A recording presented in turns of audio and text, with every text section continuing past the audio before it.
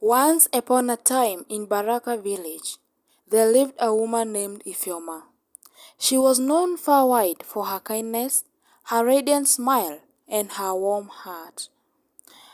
Ifeoma had a heart full of dreams and spirit of resilience as mighty tree. Ifeoma's life was not without challenges, for she was married to a loving husband who worked in the bustling city far away. They saw each other only on weekends when he returned home, and she eagerly anticipated his visits. However, a cloud loomed over her happiness: her in-laws, a group of stern and critical people who lived nearby. The villagers marveled at Ifeoma's strength, for she endured a ceaseless torrent and criticisms. Her in-laws were entitled to everything that she owned, claiming that it belonged to her husband. They made fun of her simple dresses, her modest cooking, and her village roots. Yet, Ifeoma's spirit remained unbroken, and she responded to their harsh words with grace and a touch of humor. One day, as Ifeoma was fetching water from the village well, her in-laws surrounded her, mocking her for her humble chores. They laughed at her as she struggled with the heavy bucket. Making jest about her strength, Ifeoma smiled and replied to them, "Oh, but lifting this bucket is a good exercise for the heart, and my heart is strong." Another time, they teased her about her cooking, saying that it lacked a good taste like the city cuisine. Ifeoma chuckled and said, "Well, my simple dishes may not be fit for kings, but they are seasoned with love, and that's all I need." Despite their relentless bullying, Ifeoma's heart remained pure and full of happiness. She chose to see the silver lining in every cloud, even if it meant enduring her in-laws' scorn.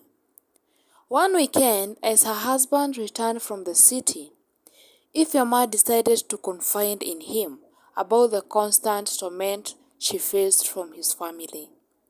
She expected him to support her, but to her surprise, he brushed off her concerns and laughed at her, saying, "You worry too much, my dear.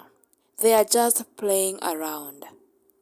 Ifeoma's heart sank like a stone. She hoped for her husband's understanding and support, but instead, he seemed to take her tormentor's side.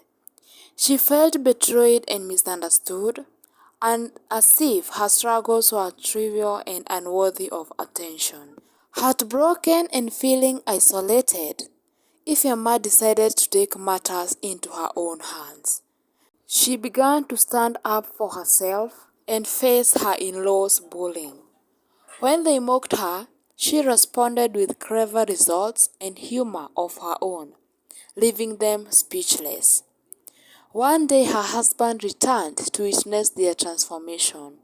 He was surprised to see Ifeoma defending herself with such wit and confidence. It was then that he realized the gravity of the situation and the strength she had shown in enduring the year's mistreatment.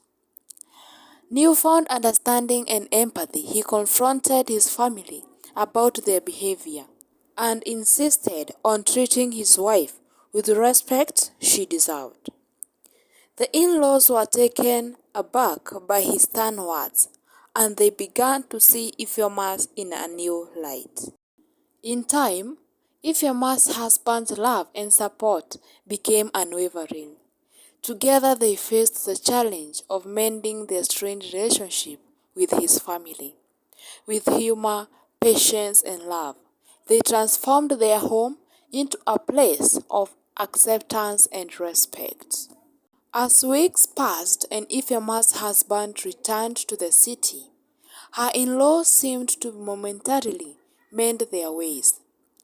They curbed their bullying and pretended to be pleasant in his presence, making the village seem like a peaceful haven. Yet, it was clear that their newfound politeness was just a facade. One sunny afternoon, Ifeoma decided to organize a village picnic. She invited her in-laws along, hoping to foster a sense of unity. However, during the picnic, the subtly criticized her cooking, comparing it to the city cuisine, and questioned her abilities to cook. Ifeoma remained silent and hoped that in time they will completely change and leave her alone.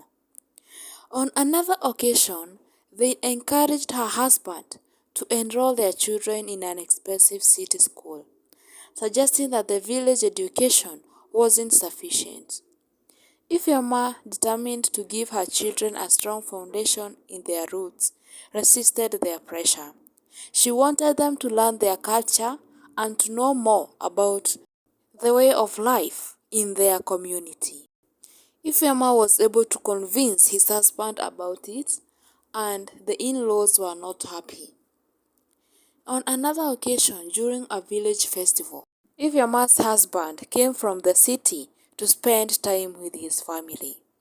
On arrival, the in-laws insisted that her husband to spend most of his time with them, away from Ifeoma. They whispered criticisms about her village attire and manners, trying to drive a wedge between them. They wanted them to divorce so that the husband would chase Ifeoma away. They often gifted her husband expensive city clothes and gadgets, making him feel out of place when he returned home to the village. Ifeoma, however, remained steadfast in her simplicity.